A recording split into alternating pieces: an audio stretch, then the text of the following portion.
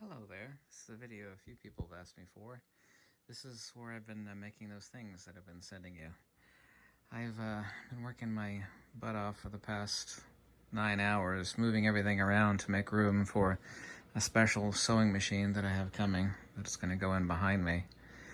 And these are the two workhorses that I have, a Cobra Class 4 and a Cobra Class 26. This used to be the world's most powerful leather sewing machine. They actually have a Cobra Class 7 that's even more powerful than this. This one will sew through slightly more than this, which is an inch of leather.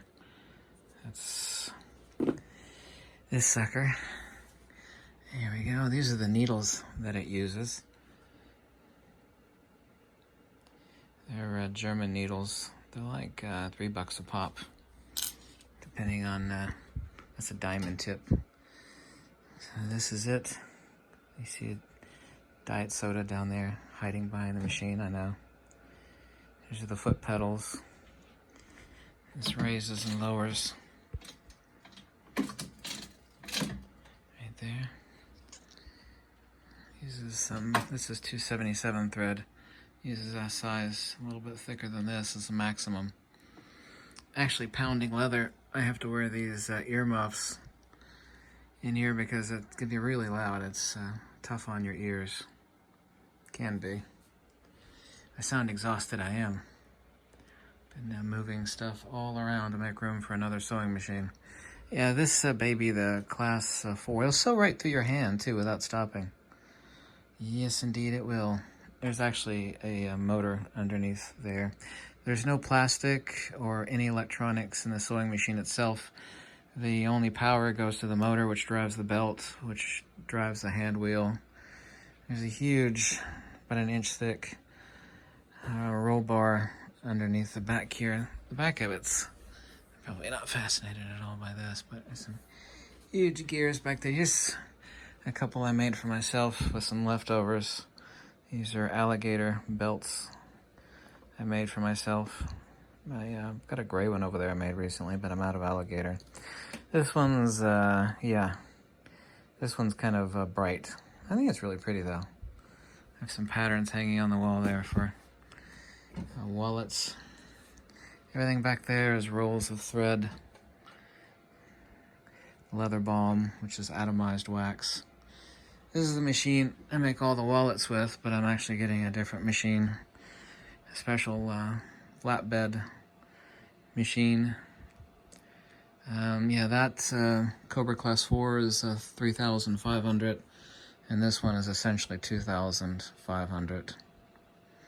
This is actually a fiber optic loop that goes from here down to here, so that I can actually focus on what I'm sewing. So it's just a fiber optic run. Keeps it simple. So I have the light up here, and I have the light down here that lets me focus in. That's actually a bell that belonged to my great-grandmother that I inherited it.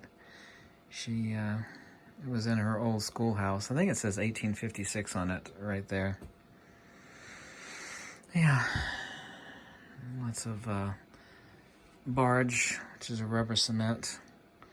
This is like a workstation over here. I have lots of pieces and parts. Over there you can see about $200 of brass buckles and so on and so forth. I got tons and tons of brass accessories.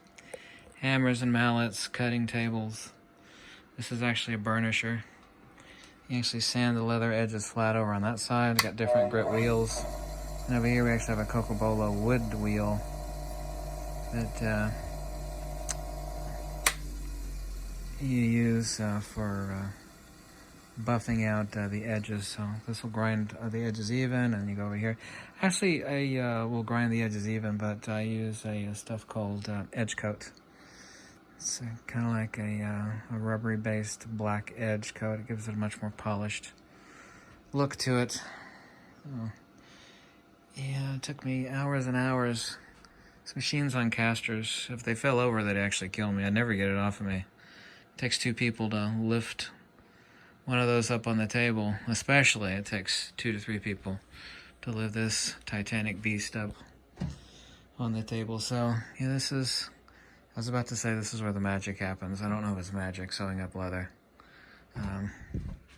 Sucker is an absolute beast, though. There are people in different countries that actually use these every day. These will run 7 days a week, 8 to 10 hours a day, nonstop. Oh, the funny thing on all these machines is you should see the inside of them. They look like tractor gear parts. It's just all huge freaking metal gears and rods. Is that all these red holes are lubrication holes. So it's just covered all over the place with lubrication holes.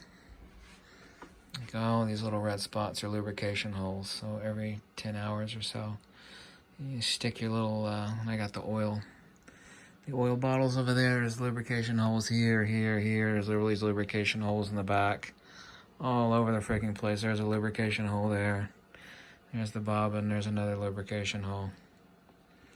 These are the bobbins this machine takes in the class 26. We'll sew up to 207 thread on the bobbin. And yeah, it's not a BMW. I had actually a BMW emblem from my car I put there. I don't know why I did that. Yeah, that's a glue pot, if you're wondering what that is. So this is where I've been building stuff. Thousands and thousands of dollars of leather sewing machines. And I got another one coming. A special flatbed machine. These suckers will literally last well beyond a lifetime. Fascinating about these is that you could literally wear the hell out of it. Not that you can wear the hell out of it. Just use the hell out of it and sell it. Not that I ever would. Sell it for basically the cost of a new one.